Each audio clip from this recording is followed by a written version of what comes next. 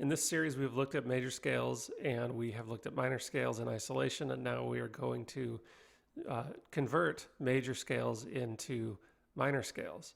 And this is very easy. If you remember, we have a major scale formula, right? We have the whole, whole, half, whole, whole, whole, half.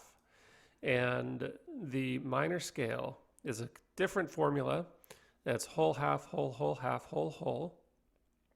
And you also remember, hopefully, that the minor scale, maybe an easier way of thinking about this, if you're looking at a major scale, the minor scale has a flatted third, a flatted sixth, and a flatted seven.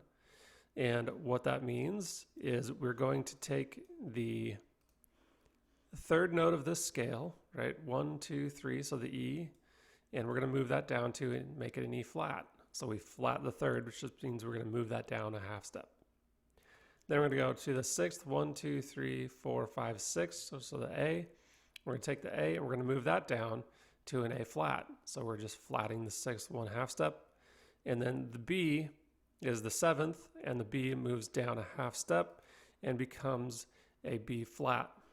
Now, if we look at the intervals that we have here now, we have whole, half, whole, whole, half, whole, whole, which indeed is the minor scale formula.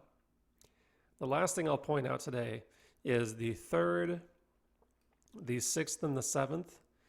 In this particular key, the key of C minor here, these all happen to actually be flat notes, right? E flat, A flat, B flat.